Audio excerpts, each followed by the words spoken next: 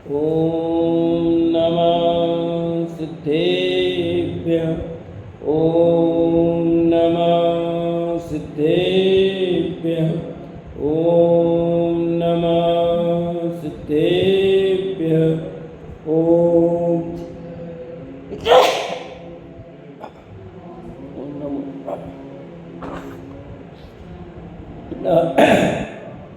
नमोस्तु नमोस्तु नमोस्तु नमो अर्यन्ताणं नमो सिद्धाणं नमो ऐरियाणं नमो वजायाणं नमो लोये सवसाणं।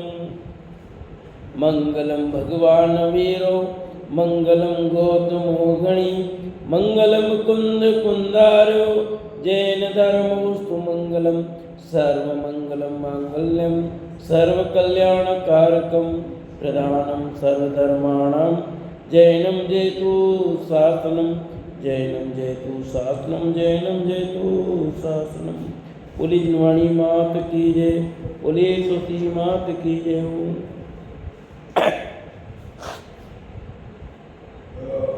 सला का पुरुष ग्रंथ अपना चल रहा है, जिसमें चंद्रपर भगवान के जीवन की कहानी चल रही है और उनका जन्म हो चुका है।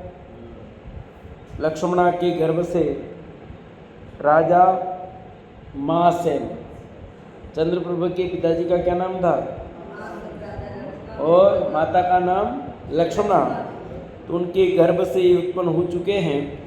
और आगे की कहानी यहाँ अब पढ़ते हैं, सुने। तीर्थंकर के जीव के गर्भ में आने के 6 माह पूर्व से जन्म तक 15 माह तक तो रत्नों की वर्षा होती है। देवियाँ माता की सेवा करती है। माता 16 सपना देखती है। वह सब प्रक्रिया सभी तीर्थंकरों के जन्म काल में समान हुई। यहाँ तक अपन ने कल पढ़ा था। अब आगे, देवों पुनित वस्त्र, माला, लेख तथा सैया आदि के सुखों का समुचित उपभोग करने वाली रानी ने चैत्र कृष्ण पंचमी के दिन पिछली रात्रि में 16 सपना देखे। प्रातः सज धज कर सिंहासन पर बैठे महाराज से रानी ने रात्रि के पिछले पहर में देखे सपनों का फल पूछा। राजा महाराज महासेन ने अपने अवधि ज्ञान से उन सपनों का फल जानकर रानी को प्रत्येक सपन का फल बतलाया, जिसे सुनकर रानी बहुत हर्षित हुई। और क्या फल बतलाया सबको पता ही है।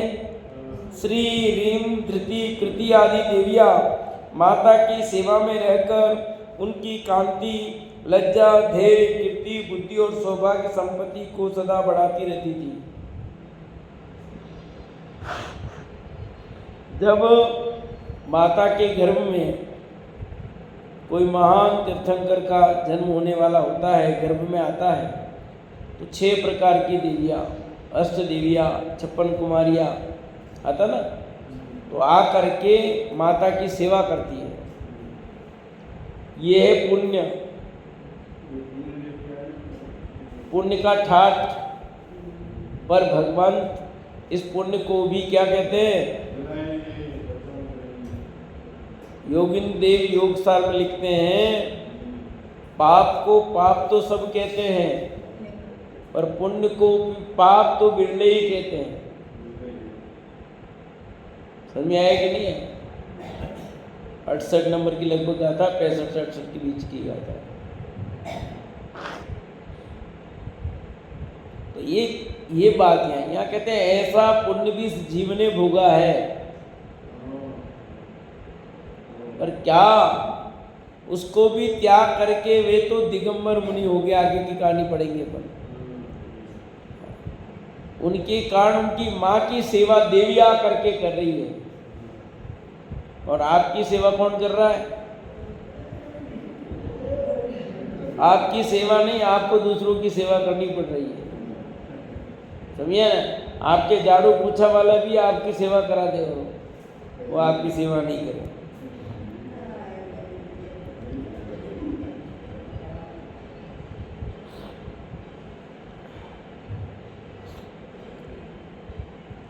इस प्रकार कितने ही दिन व्यतीत हो जाने पर रानी ने पौष कृष्णा एकादशी के दिन देव पूजित अचिंत प्रभा के धारक 3 ज्ञान से संपन्न पुत्र को जन्म दिया। चंद्रप्रभा का जन्म कब हुआ? पौष कृष्णा एकादशी। हाँ, 11 पौष वदी 11 मतलब। हाँ, कृष्णा मतलब वदी।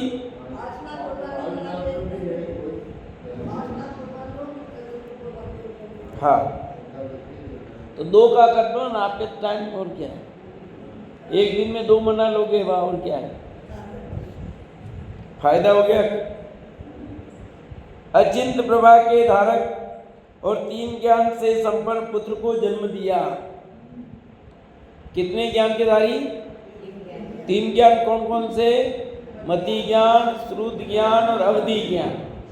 मति श्रुत ज्ञान तो अपने पास भी है, अवधि ज्ञान नहीं, उनके पास अवधि ज्ञान होता है।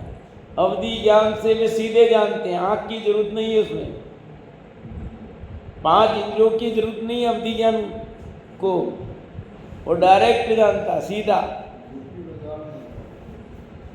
मति श्रुत ज्ञान में 5 इंद्रियों का माध्यम लेना पड़ता है, पर अवधि ज्ञान को इन इंद्रियों का माध्यम नहीं लेना पड़ता है। उसी समय इंद्र ने आकर महासुमेरु के शिखर पर विद्यमान सिंहासन पर तीर्थंकर बालक को विराजमान किया। क्षीर सागर के जल से उनका जन्माभिषेक किया, सब प्रकार के आभूषणों से विभूषित किया, फिर हर्षोल्लास से 1000 नेत्रों से उनके दर्शन किए। फिर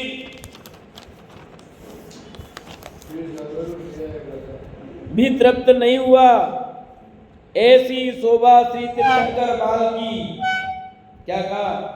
1000 नेत्र बनाए उसने, तो भी उसका मन नहीं भरा। किसका? सोदर इंद्र का मन नहीं भरा। 1-2 नेत्र नहीं, 1000 नेत्र बना दिए, तो भी उसका मन नहीं भर रहा है। देखने की इतनी लालसा, तो कितना सुंदर रूप होगा सोचो। एक स्वधर्म इंद्र, उसका मन नहीं भर रहा है, तो बाकी लोगों के लिए क्या होगा?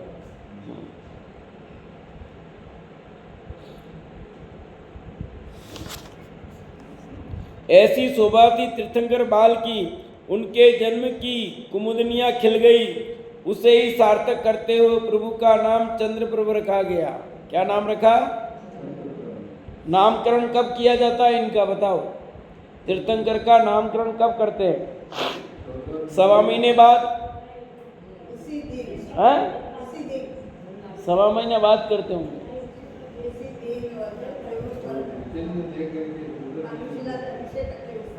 उसी दिन कर देते हैं। ये देखो, नामकरण संस्करण करने के लिए कोई 15 दिन महीना ऐसा टाइम नहीं है। इनका नामकरण उसी दिन होता है, कुछ ही घंटों में समझ लो।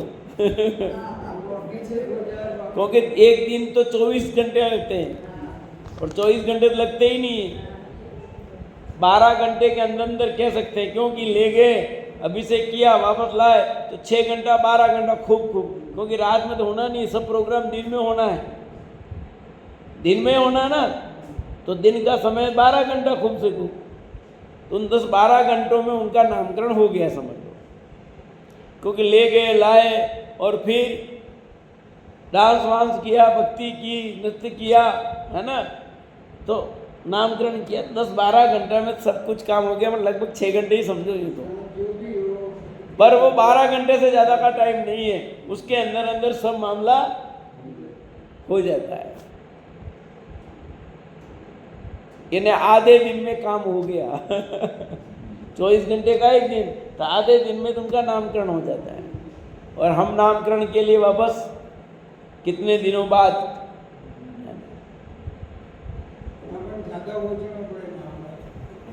फिर डालते हैं, ग्रुपों में डालेंगे। फिर आजकल कौन सा नाम, उनका तो फिक्स है नाम, और एक जने को ही रखना नाम।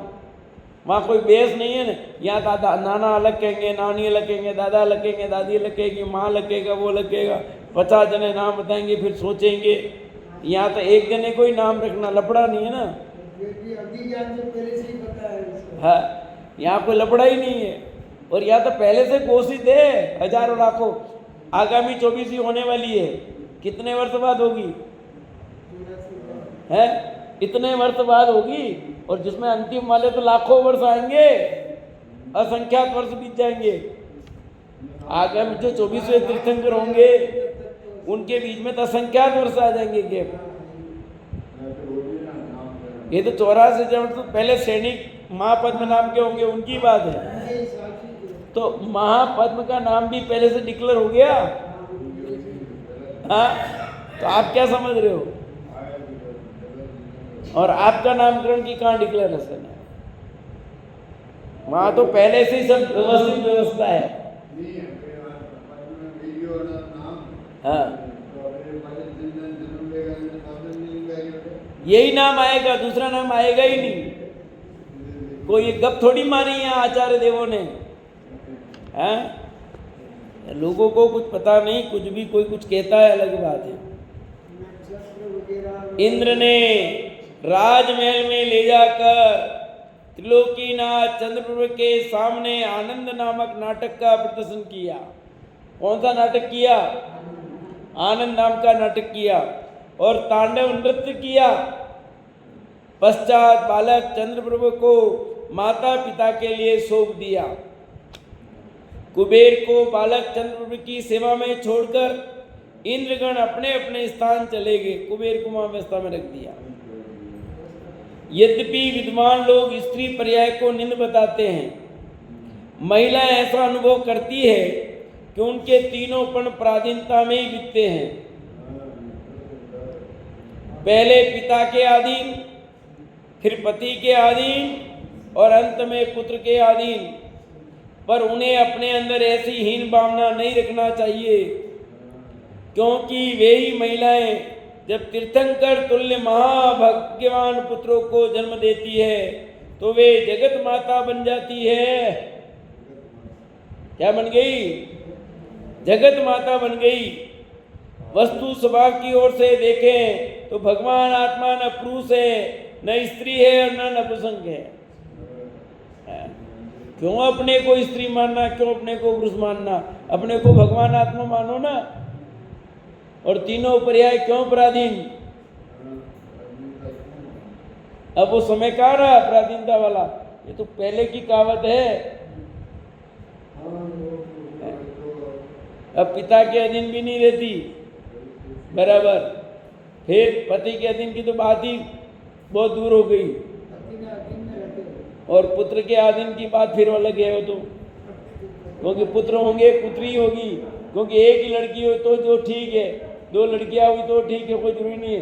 पहले ऐसा था कि नहीं, लड़के चाहिए, लड़के चाहिए, लड़के चाहिए। अब वो जमाना ही नहीं है। एक लड़की है तो ठीक, 2 हुई तो ठीक, बस 2 से ज्यादा का बात ही कम है। तो अब वो बात कहाँ है? इसलिए यहाँ लिखते हैं, वह तो लिंगातीत है। कौन?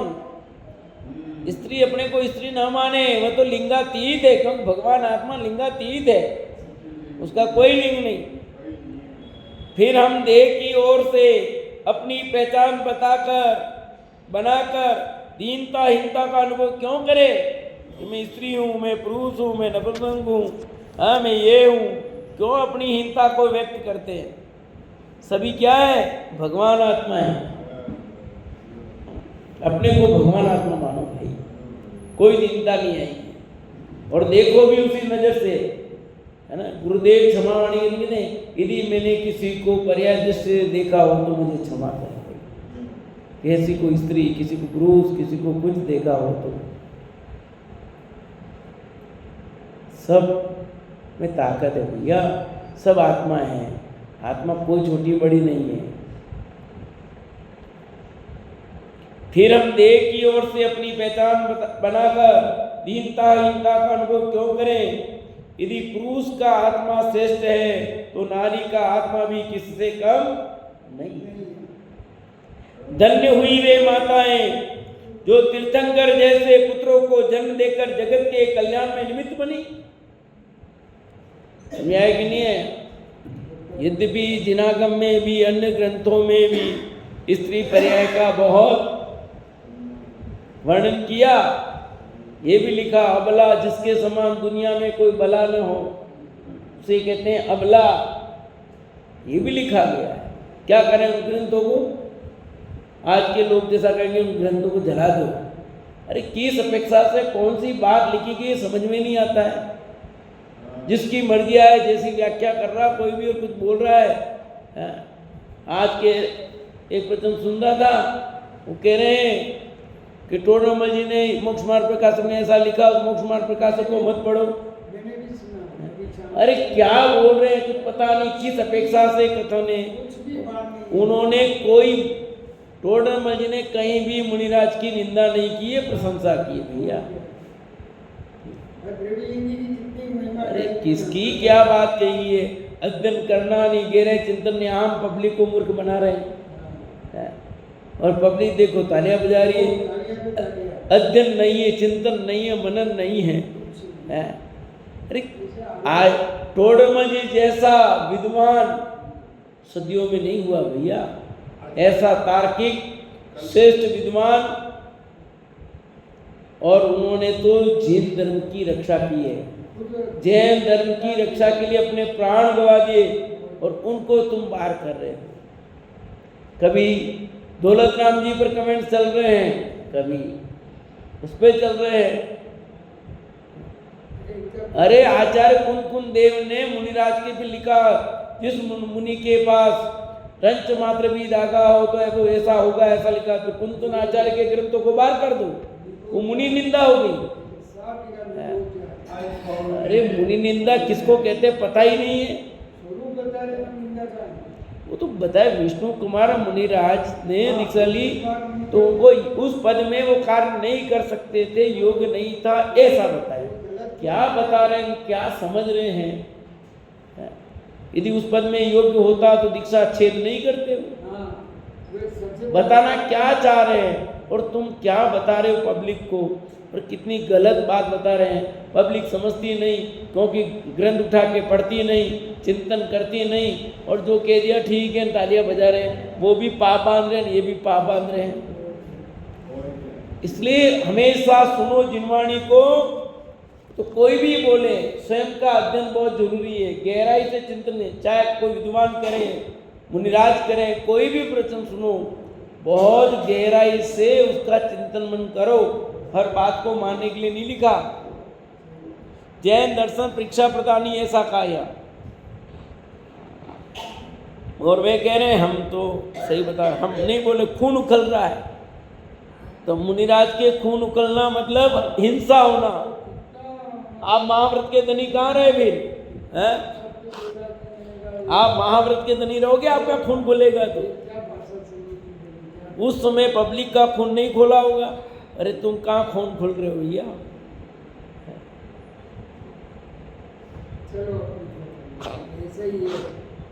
तो ये सब सुनना, समझना, विचार करना भैया।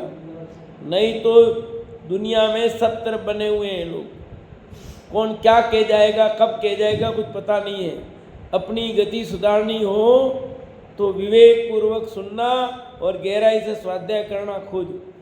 किसी की बात में चाहे विद्वान कहे चाहे कोई भी कहे, मैं भी कहता हूँ मेरी नहीं, आप खुद की स्टडी करो, देखो कौन सा कथन किस अपेक्षा से कहा गया है। और अपेक्षा नहीं समझेंगे तो विरोधी विरोध पैदा होगा।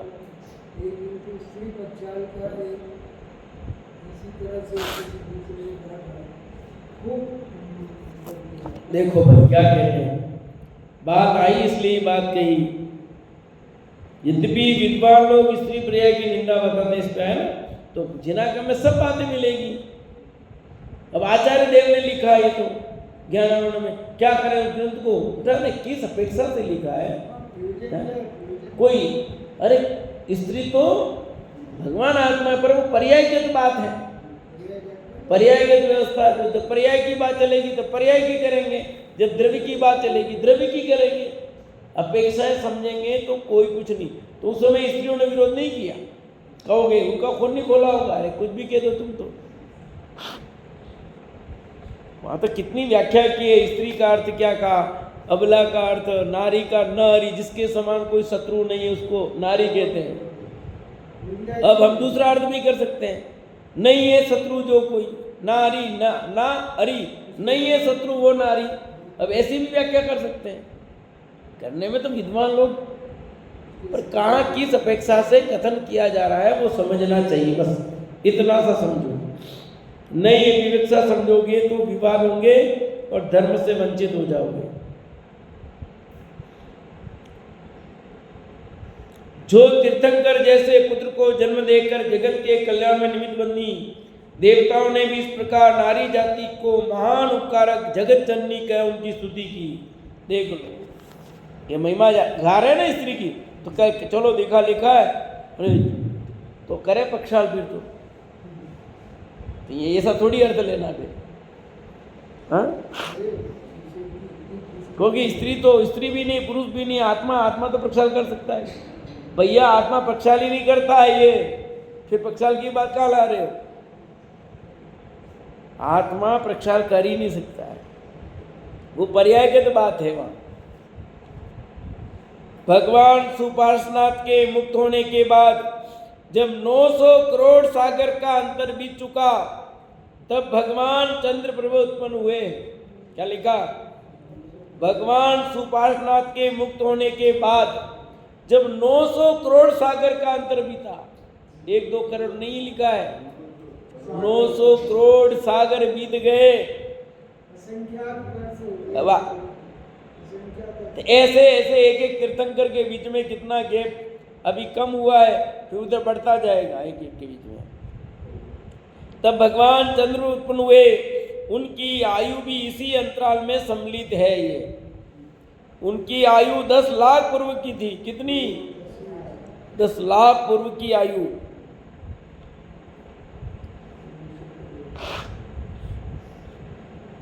तीर्थंकरों के इतने भारी अंतराल से हमें ये सबक सीखने को मिलता है कि हम कितने सौभाग्यशाली हैं। भगवान महावीर को मुक्त हुए मात्र साधिक 2500 वर्ष ही हुए खाली, और उनके बीच में देखो एक तीर्थंकर 900 करोड़ का, 60 लाख सागर, कितने का अंतर आ रहा है। ये 900 करोड़ सागर का लिखा है, 900 करोड़ नहीं सागर और है। और यहाँ तो खाली अभी 2500 वर्ष बीते, जिसमें देखो क्या दशा हो गई है, कितना छिछलापन आ गया है।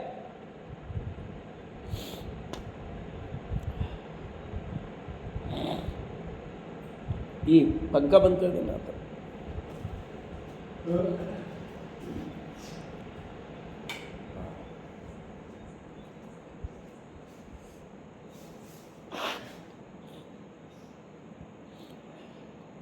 तीर्थंकरों के इतने भारी अंतराल से हमें ये सबक सीखने को मिलता है कि हम कितने सौभाग्यशाली है कि भगवान महावीर को मुक्त हुए मात्र साधिक 2500 वर्ष ही हुए।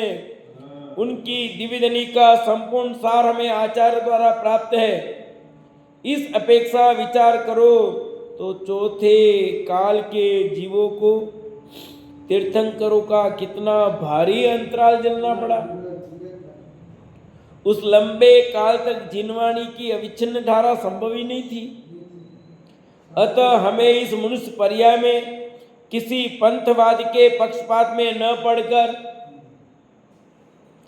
तथा धर्म क्षेत्र में राजनीति की चालबाजियां न चलाकर सीधे सरल ढंग से जिनवाणी के रस को समझकर अपना मानव जीवन सफल कर लेना चाहिए।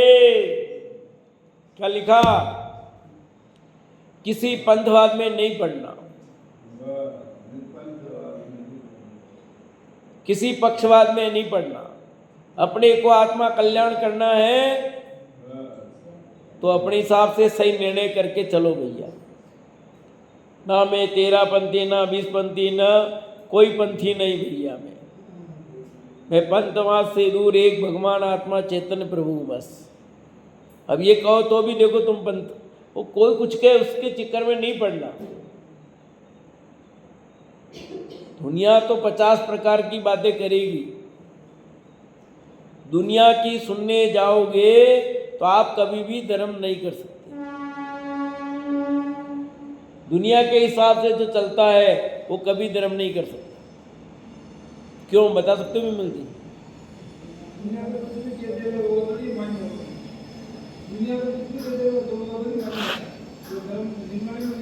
दुनिया दोनों तरफ चलती है।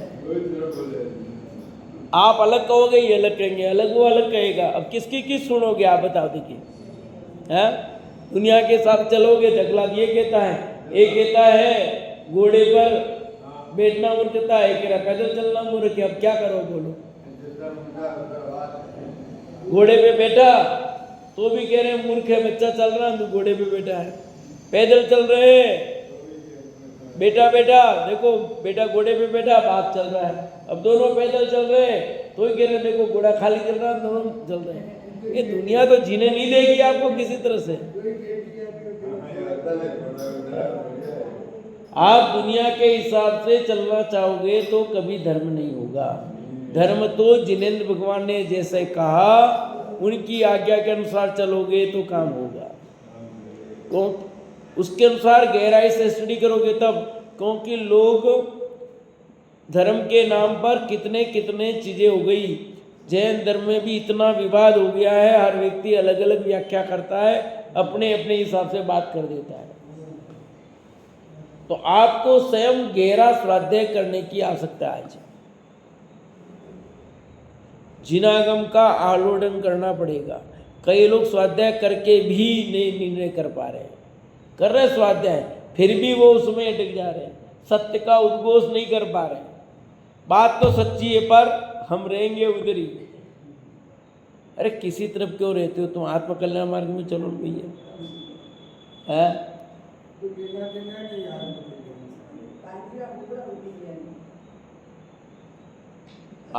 ये मनुष्य पर्याय हमको अपने आत्म कल्याण के लिए मिली है। बहुत योग सार में गुरुदेव के प्रवचन में आया, घर जले तब कुआं नहीं खोदा जाता। घर जले तब कुआं नहीं खोदा जाता। तेने ते मनुष्य पर्याय अंत आएगा तब धर्म करेगा, धर्म नहीं होगा। घर में आग जली तब कुआं खोदेगा, तो कब कुआं खोदेगा, कब घर को बुझाएगा? ऐसे अंतिम समय में सोचेगा मैं धर्म करूंगा, तब कब धर्म करेगा, कब तेरी पर्याय सफल होगी बताओ? तो ऐसा है कि अंतिम में करेंगे धर्म।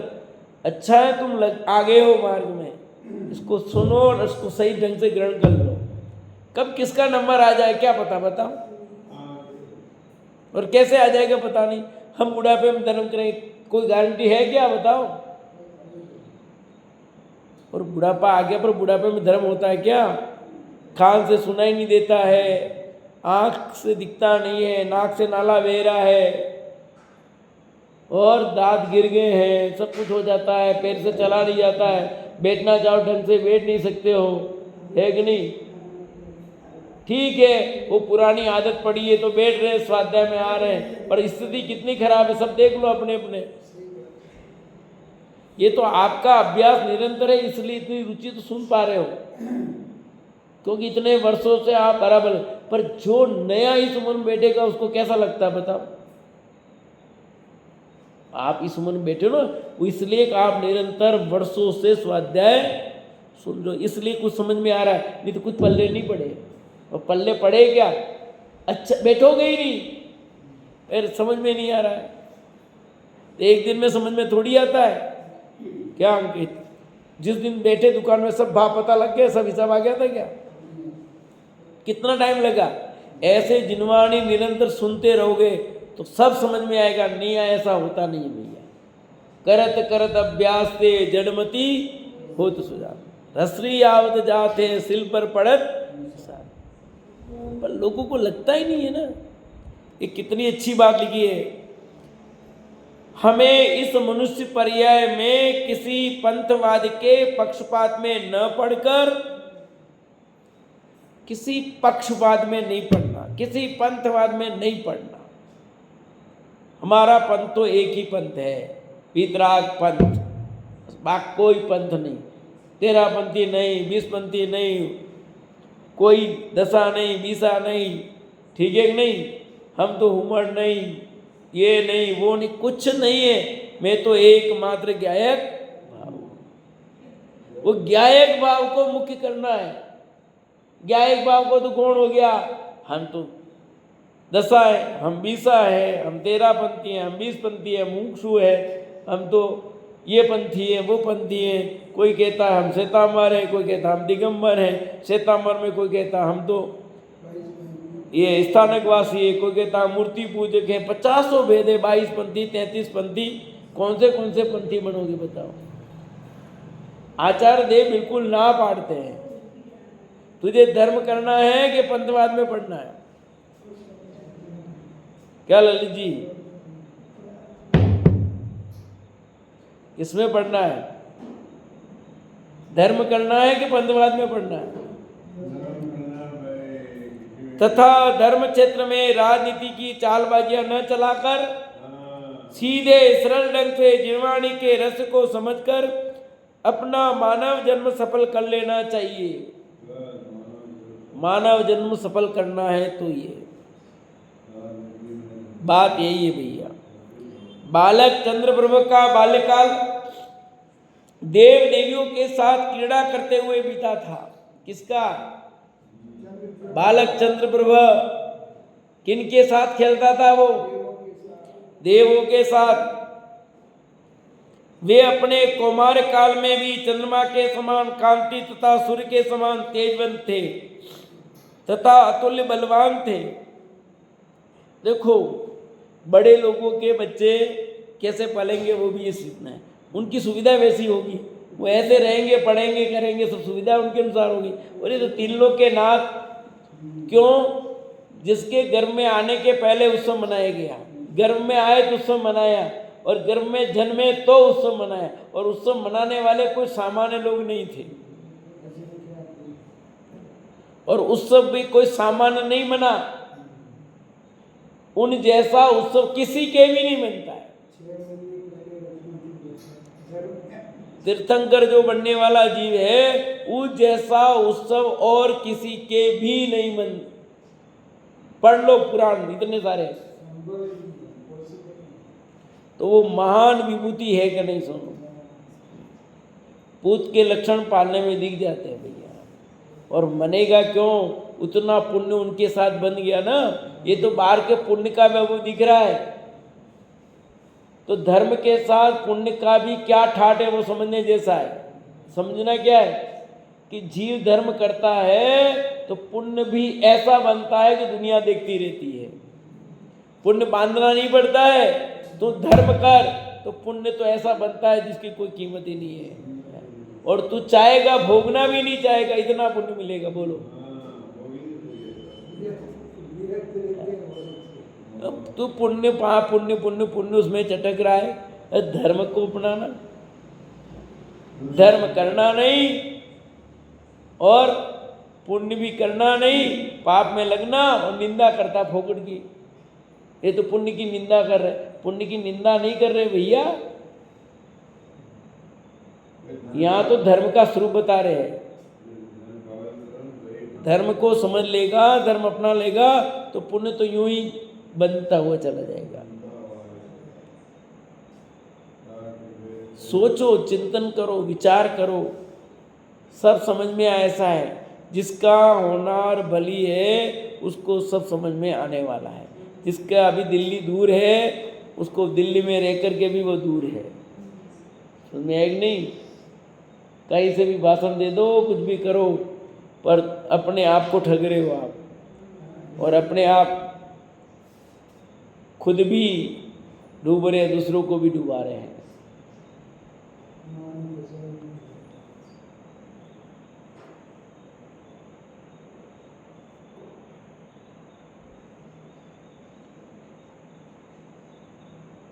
वहां के लोग कौतूहलवश परस्पर बातचीत करते हुए कहते थे कि विधाता ने इनका शरीर अमृत से बनाया है।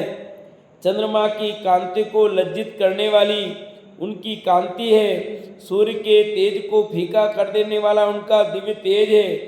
उनका शरीर शुक्ल वर्ण का था और भाव भी शुक्ल था और उज्ज्वल थे। अब एक शब्द आया इसमें, विधाता ने इनका शरीर अमृत से बनाया। विधाता कौन? भगवान। विधाता माने भगवान अर्थ नहीं है, ये तो पौराणिक शब्द लिखने की बात है। यहाँ विधाता का अर्थ भगवान नहीं, तेरे जो कर्म बांधे उनकी बात है। समझ आए कि नहीं? तेरे ही परिणाम का फल, दूसरे किसी का नहीं। तो कर्मों से, नाम कर्म के उद्देश्य से इसका शरीर कैसा बन गया है। अपने शरीर में कुछ विकृति हुई है तो वो अपने ही का उदय है, दूसरे किसी का नहीं। चाहे छोटी तकलीफ हो कि बड़ी तकलीफ हो, जो कुछ भी किया कराया अपने खुद का कराया है, किसी और का किया कराया नहीं है। अरे आपको पता नहीं है, सब दूसरों मेरे उसने कर दिया है, ऐसा कर दिया है। कुछ नहीं, जिसने भी किया वो तुम्हारा किया हुआ ही है। उसको भी तेरे कर्म ही भेजा, सब तेरा किया कराया है, किसी का कराया हुआ। अरे इसको तो ऊपर का, किसी का ऊपर का नहीं, नीचे का नहीं, असली जो कुछ भी है वो सब। या कौन परेशान करे? अपने ही कर्म अपने को परेशान करते हैं भैया। कोई कुछ नहीं है भैया, मैं तो भगवान आत्मा हूं ना। कौन करे भैया? मैंने कुछ किया होगा, वो जीव कर रहा है, मेरा किया, उसका कोई दोष नहीं। तू भी माफ, तुझे माफ करता हूँ भैया, क्षमा कर, मैंने तेरे साथ अपराध किया और मुझे क्षमा कर भैया। और तू भी मुक्ति मार्ग में लग और मुझे भी मुक्ति मार्ग में लगने दे भैया।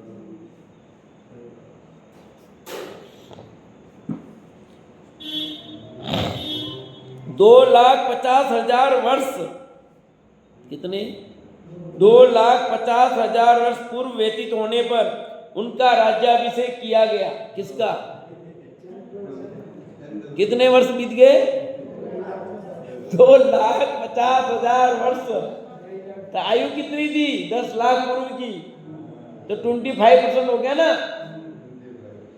6,50,000 वर्ष पूर्व और 24 पूर्वांक का लंबा समय सुखपूर्वक क्षीण के समान ही बीत गया। तभी तो ये उक्ति प्रसिद्ध हुई कि सुख का समय बीतते पता नहीं चल पाता और दुख का एक पल पहाड़ सा लगता है। सुख के दिन कैसे बीतते पता नहीं और दुख का एक एक समय पहाड़ जैसा लगता है। क्या कहूँ, अब एक एक दिन मुझे एक एक वर्ष जैसा लगता है। वे एक दिन आभूषण धारण करके घर में ही दर्पण में अपना मुख कमल देख रहे थे। वह उन्होंने मुख पर कोई वैराग्य प्रक चिन्ह देखा और वे इस प्रकार विचार करने लगे कि देखो, ये शरीर नश्वर है तथा इससे जो प्रीति की जाती है वह दुखदायी है। दर्पण में देख रहे थे अपना चेहरा। वैसे तो उनका शरीर सर्वांग सुंदर होता, कुछ कमी नहीं होती, पर अपन नहीं पकड़ पाते। पर उम्र के साथ कुछ तो परिवर्तन होता ही होता है, चाहे वो तीर्थंकर के जीवे तो भी उनके शरीर में भी। तो उस कमी को हल्का सा, जो ज़्यादा फर्क नहीं पड़ता, उनके हल्का सा फर्क पड़ता है। वो हल्का सा फर्क उन्होंने, उनकी पकड़ में आ गया कि वो चीज़ नहीं है। शरीर में थोड़ी सी, चेहरे में वो सुंदरता में कुछ, यदि भी उनका तो परम औदारिक शरीर होने वाला है अभी तो, पर अभी तो औदारिक है ना। उनकी पकड़ में आ गया और वैराग्य हो गया।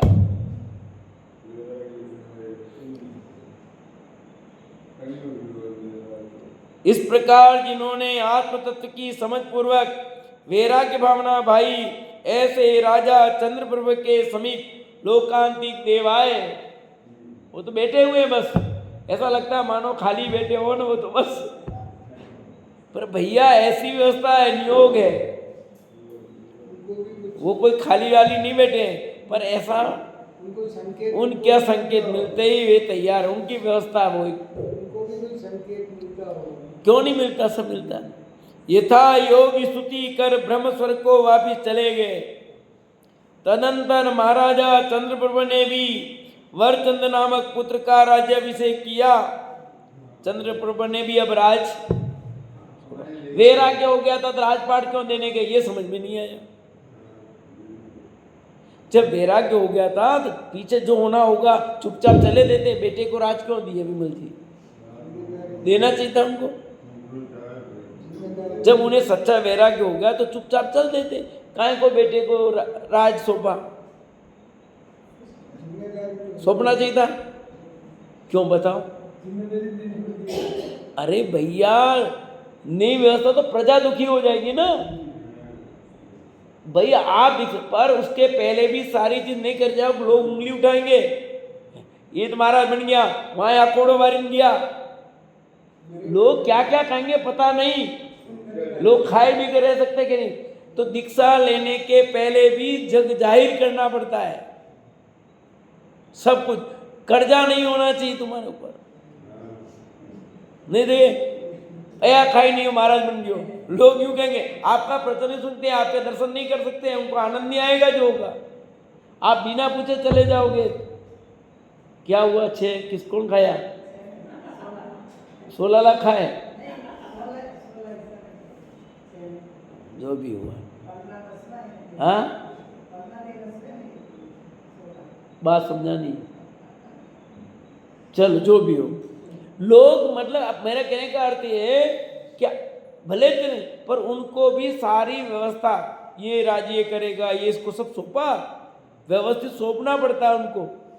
और ताकि विश्व में शांति बनी रहे, जगत में शांति रहे, कोई वातावरण दूषित नहीं हो, सही व्यवस्थित राज चलता रहे, ये सब व्यवस्था की जाती है, अनिवार्य है।